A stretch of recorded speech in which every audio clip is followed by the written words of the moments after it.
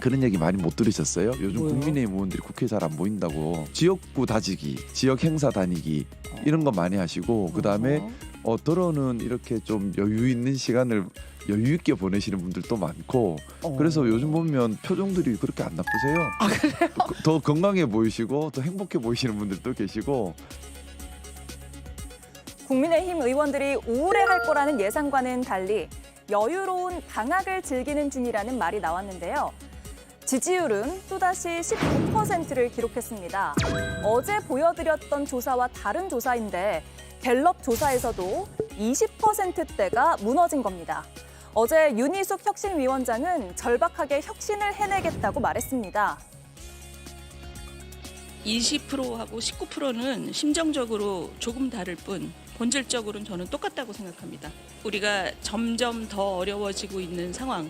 제가 어느 인터뷰에서도 말씀드렸듯이 이런 상황으로 계속된다면 2017년 상황에서 지지율이 한 자릿수로 내려갔던 상황이 전혀 우리가 생각하기 어려운 상황이 아니라는 말씀을 제가 드린 적이 있어요. 그렇기 때문에 지금 우리가 이 혁신위원회를 정말 절박하게 해야 되는 이유입니다. 하지만 벌써부터 반박하고 나선 의원이 나타났습니다. 윤희숙 위원장이 계엄을 막지 못하고 탄핵에 반대하지 않았던 것에 대한 사과 문구를 당원 당규에 넣겠다고 하자 여기에 나경원 의원이 문제 제기를 한 겁니다. 혁신이라는 이름 아래 끝없는 갈등과 분열만 되풀이하는 정치적 자충수라고 말이죠. 자, 이런 와중에 보수 텃밭 대구 경북마저도 국민의힘보다 민주당의 지지율이 더 높게 나타났습니다. 네, 윤희숙 혁신위가 사죄문과 새 출발의 약속을 어제 했었죠. 근데 곧바로 당내에서 중진 의원이 반발하는 뉘앙스의 입장을 냈습니다. 정치적 자충수라고 했습니다. 어떻게 봐야 됩니까? 혁신 과정에서 불가피한 진통입니까? 아니면 혁신이 멀다는 걸 보여주는 방증입니까? 저는 나경원 의원의 저 말씀에 대단히 동의하기가 어렵습니다. 정치적 자충수라고 표현을 했는데 굳이 정치적 자충수라고 하자면 지금 시점에서 요구받는 것은 윤석열 전 대통령 개인과의 단절만이 아닙니다. 예. 우리가 윤 전 대통령과의 절연, 윤 전 대통령과의 절연 이런 것을 이야기하지만 그것은 이미 재구속까지 되어서 아무런 정치적 힘이 없는 전직 대통령 개인 또는 그 부부와만 단절하는 것을 의미하는 것이 아니에요. 큰 틀에서 이른바 윤석열식 정치, 그러니까 윤 전 대통령이라고 하는 절대 권력을 정점에 두고 대통령의 말이라고 하면은 전부 다 상명하복하면서 다른 의견을 내지 못했던, 그렇게 해서 정권이 잘못된 길로 가는 것을 막지 못했던 그 윤석열식 정치를 총체적으로 반성하고 단절하고 돌아 나오는 것이 지금 국민의힘의 혁신입니다. 그러면은요, 당원 당규의 전문에만 못 받고 가는 것이 아니라 사람들 전부가 나와서 반성하고 국민들께 사과드리고 책임질 사람들은 물러나고 그다음에 그라운드 제로에서 새로 시작해야 됩니다. 예. 그런 과정들이 있어야 되는데 그런 것 없이 넘어가려고 한다면 그것을 정치적 자충수라고 하셔야지, 당원 당규의 못을 받겠다고 하는데 그건 마저도 문제 삼는다고 하면 그러면 도대체 뭘 하겠다고 하는 것이냐. 국민들께서 지금 큰 물음표를 머릿속에서 그리시고 계실 겁니다. 당의 중진 의원으로서 그러시면 안 된다고 생각합니다. 예. 혁신위의 사죄문을 보면 여러 가지 내용이 등장하는데요. 그중에 첫 줄에 절대 다수 정당의 횡포와 폭주에 무력했다. 이 1번이에요. 민주당을 얘기하는 것 같은데 민주당의 입장을 바로 들어볼게요. 그러니까 이제 상대를 민주당으로 상정을 해 놓으면 계속 저렇게 오다풀이를 할 수밖에 없다고 봅니다. 상대가 아니라 국민들을 지금 쳐다보면 저런 이야기는 하기가 어려울 겁니다. 저런 이야기는 오히려 만약에 진짜 쓰고 싶다라고 한다면 마지막에 쓰셨어야죠. 아무리 정파적이고 당파적이라 할지라도 지금은 국민 앞에 잘못했던 것에 대해서 사과를 해야 되는데 지금 저것은 여전히 친윤 당원들, 그다음에 정광훈 유의 어떤 극우파 당원들을 눈치 보는 그러한 움직임으로밖에 보여지질 않고요. 그리고 사과를 하는 주체가 잘못됐어요. 지금 왜 대리 사과를 하는 거죠? 그러니까 그 국민들께서는 지금 여지껏 3년 동안의 이 윤석열 정부 하에서 그동안 여러 이 대통령 부부가 보였던 그런 기행에도 불구하고 올바른 얘기를 하지 못했고 그것들 바로잡지 못했던 그런 사람들이 사과를 해야 되는 것이고 또 책임질 것이 있다면 당연히 책임을 져야 되는데 지금 보십시오. 중진 의원이라고 하는 나경원 의원은 보통 이 계엄을 실제로 옹호하는 어떤 그런 태도를 취하기도 했고 또 체포를 하려고 했었던 그런 과정에 45명, 그 관절을 지키려고 했었던 45명 안에도 맨 앞장서서 지금 그런 일들을 해왔잖아요. 어찌 보면 스스로가 지금 저렇게 하는 것은 본인이 혁신의 대상이라는 것을 알고 있기 때문이 아닌가라는 생각이 들고요. 마지막에 결국 탄핵에 있어서도 그것을 반대하는 이 이름에 굉장히 많이 올렸었고 그다음에 지금 비상대책위원장이라고 하는 송원석 이 원내대표 역시도 그 3번의 이름을 다 올리셨던 분이에요. 그렇기 때문에 혁신의 대상자들이 지금 혁신을 하겠다라고 하는 그 주체가 되어서는 절대 혁신을 할 수가 없죠. 그러니까 하나마나한 이야기들이 좀 나오는 것이고요. 오히려 혁신위에서 대리 사과를 할 것이 아니라 그들로 하여금 사과하게 하고 그들로 하여금 은퇴 선언하게 하고 이런 것들을 확실하게 매듭을 지으면 국민들이 다시 쳐다볼 수 있을 텐데 지금 혁신위가 저러한 모양새로 뭔가 분쟁이 난 것처럼 저렇게 혁신을 리드해 가면 저는 이 혁신은 굉장히 어렵지 않을까 싶습니다. 예, 혁신위의 사죄문이 여러 쪽에서 다 지금 비판을 받고 있는 것 같아요. 조경태 국민의힘 의원은 대단히 미흡하다, 진정성이 없다, 인적 청산을 해야 된다. 즉 사과에 그칠 것이 아니라 뭘 하겠다가 있어야 된다라고 비판하는 입장이고요. 또 다른 의원들은 앞서 나경원 의원은 정치적 자충수라고 또 비판을 했고 생각은 다른데 하여튼 비판하는 것도 같은 것 같아요. 그러니까 원래 혁신이나 개혁을 하게 되면 혁신의 개혁의 대상이 되는 사람은 당연히 반발할 수밖에 없습니다. 그런데 예. 국민의 모든 거의 구성원들 개파나 아니면 또는 속해 있는 이익 집단에 속해 있는 단체에 따라 다 반발하고 있는 것은 그만큼 이 문제 개혁이 잘못되고 있다는 겁니다. 개혁의 주체를 잘못 잡았기 때문에 이런 반발이 일어나는 겁니다. 정당의 주인은 당연히 당원이어야 합니다. 그런데 국민의힘 같은 경우는 현재 주체가 당원이 아닙니다. 국민의힘의 의사결정 구조는 당원에 의해서 선출된 지도부보다는 오히려 의원총회에서 결정되는 경우가 더 많습니다. 이렇기 때문에 지금 문제 자체가 진단 자체가 잘못됐기 때문에 지금 개혁이 제대로 안 되고 있는 겁니다. 의사결정 구조 자체가 잘못되어 있는 상황에서 그 의사결정 구조를 개혁하지 못하는 현 상황에 대해서 어찌 제대로 된 혁신과 개혁이 있을 수 있다는 지적이 많고요. 거기에 따라서 국민의힘 혁신위가 조금 더 방향성을 제대로 잡고 나가야 될 부분이 있다고 생각을 합니다. 그렇지 않다면 지금 저희 국민의힘 지지율 자체가 굉장히 낮고 국민들에게 소구력이 없는 상황입니다. 이런 사태가 지속될 것 같아서 저는 지금 혁신이라든지 지도부가 조금이라도 더 빨리 바른 방향으로 나가길 바랍니다. 예. 오늘 임종득 의원실 압수수색이 있었는데 국회의원회관의 모습을 잠깐 보겠습니다.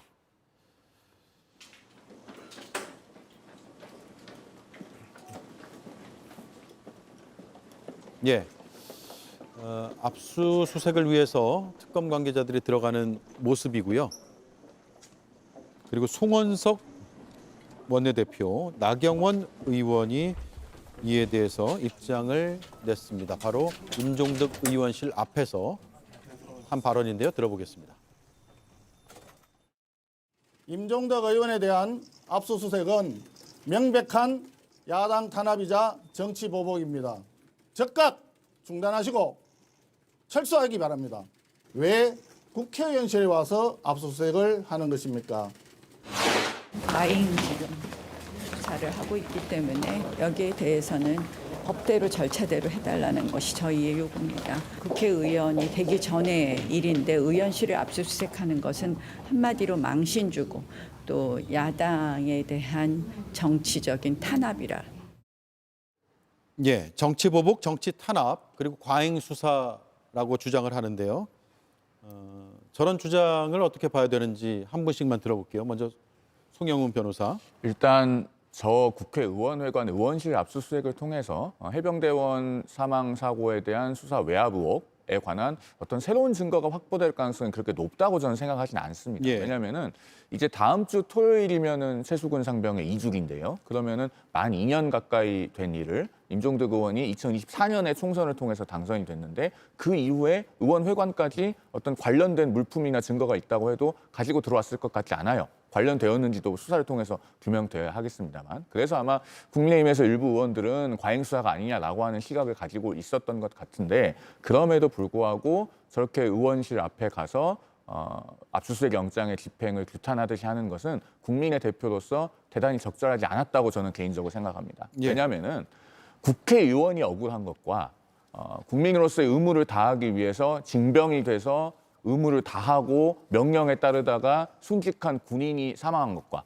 어느 쪽이 더 억울하겠습니까? 그러면은 그 후자의 억울함은 아직도 풀리지 않은 상황에서 헌법기관인 국회의원의 억울함을 먼저 말할 계제는 아닌 거예요. 그러면은 그것은 수사를 통해서 과잉 수사이고 혐의가 없고 억울하다는 것이 밝혀지면 그때 가서 성토해도 늦지 않습니다. 지금은 일단 순직 해병의 사망 사고가 그동안에 제대로 규명되지 못하고 수사 과정에서 외압이 있었다는 의혹을 밝히는 데 협조함으로써 그 유족의 눈물을 닦아주고 정상적이지 못했던 과정이 있었다면 그것을 정상적으로 되돌리는 데 협조하는 것이 국회의원다운 태도다. 이런 말씀을 드립니다. 예.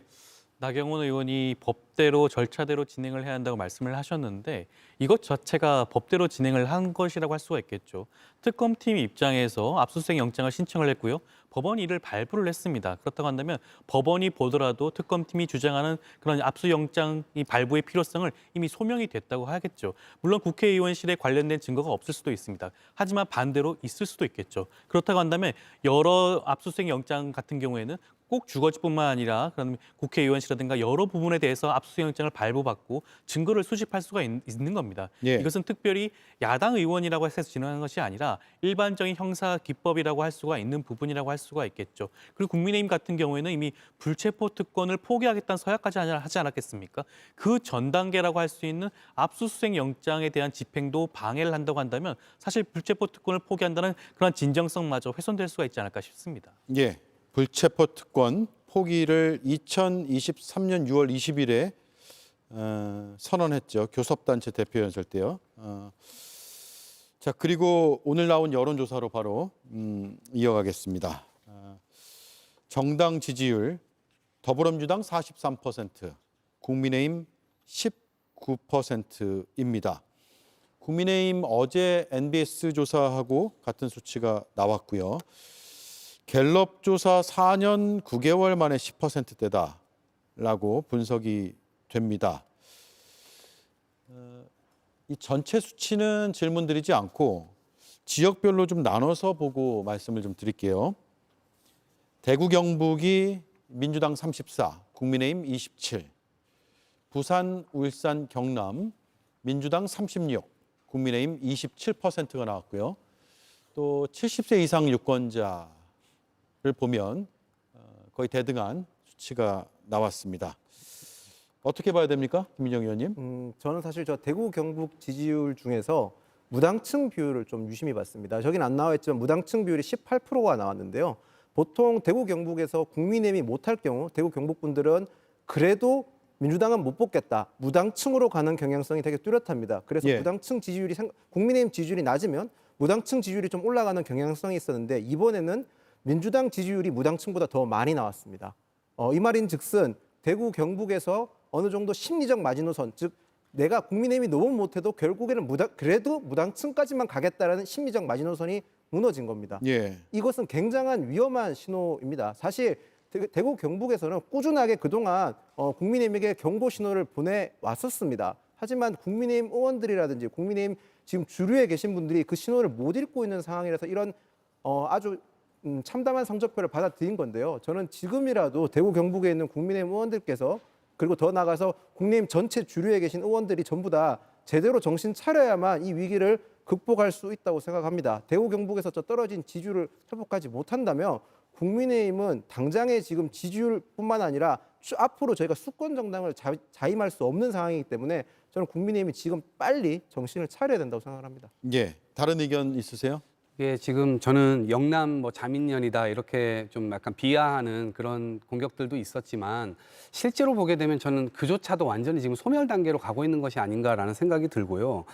크게 두 가지인 것 같아요. 일단 지금에 처해진 위기, 이것은 외부로부터의 공격에서 온 것이 아니고 내부에서부터 시작된 거거든요.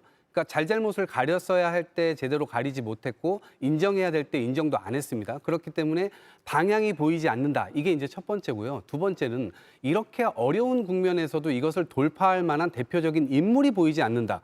이것이 이제 끝없는 어떤 절망감을 지금 이 영남의 이 시민들께도 다가가고 있는 것으로 지금 보입니다. 예. 그렇기 때문에 국민의힘 스스로는 이 두 가지 점에 착안을 해서 먼저 잘못을 인정하고 그것을 이 새롭게 태어나기 위한 그런 노력 자체를 해야 되는 것인데 일단 그 자체부터 지금 안 되고 있기 때문에 끝없는 절망의 늪으로 지금 빠지고 있는 것이 아닌가 싶고요. 상대적으로 지금 대구 경북 말씀하셨는데 여기에서 대통령 지지율도 꽤 나옵니다. 지금 거의 2배 이상 나오고 있거든요.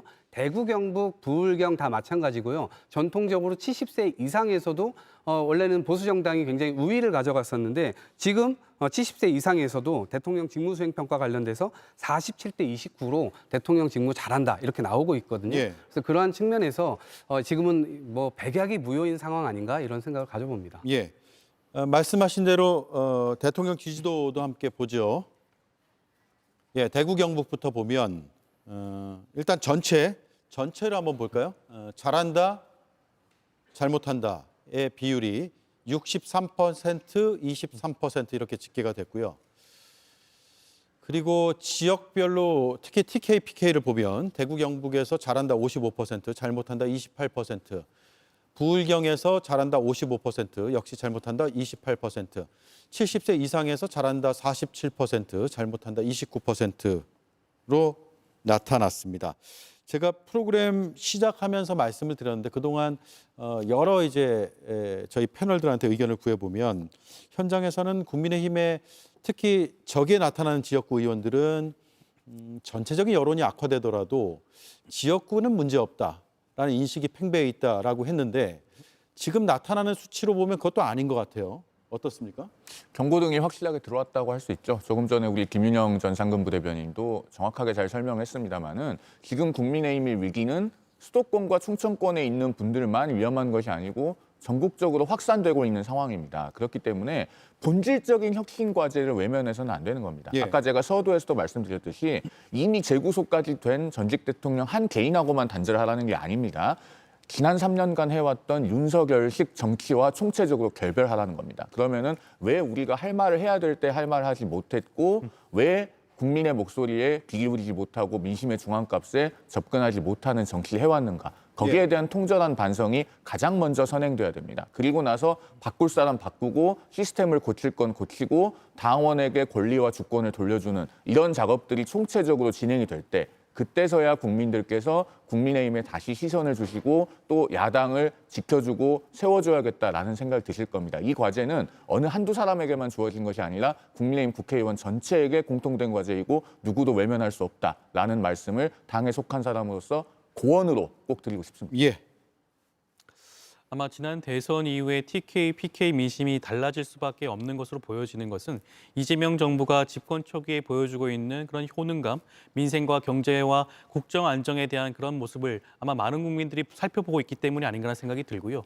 그리고 국민의힘 내부적으로 살펴봤을 때는 김용태 전 비대위원장으로부터 시작해서 안철수 혁신위, 윤희숙 혁신위까지 여러 가지 혁신안들이 나오고 있지만 그 어느 것 하나도 주류 입장에서는 받아들이지 않고 있는 모습을 봤을 때 아마 추가적으로 여론조사 결과를 살펴보게 되면 더 이상 그 반전의 계기가 없지 않나는 그런 우려가 있는 점을 아마 지적하지 않을 수 없을 것 같습니다. 예. 김윤영 의원님요?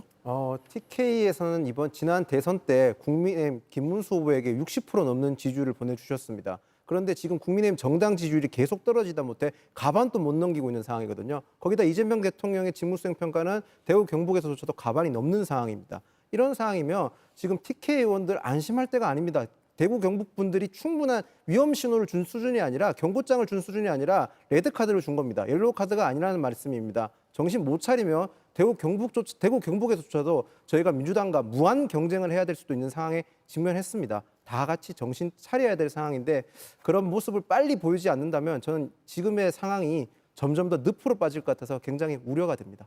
예. 이 조사 일시가 지난 8일부터 어제 10일까지였습니다. 8, 9, 10 그 사흘 동안 혁신위가 좌초되기도 했고요. 여러 가지 이제 민심과 좀 결이 다른 발언들도 나왔고 그런 것들이 아마도 정당 지지율에 나타나지 않았을까라는 생각이 드네요. 대구, 경북, 부산, 울산, 경남에서 국민의힘의 지지율이 매우 좋지 않다는 점을 다루고 끝내도록 하죠. 여기까지 하겠습니다. 그래도 주말이니까 즐겁게 보내시기 바랍니다. 고맙습니다. 고맙습니다.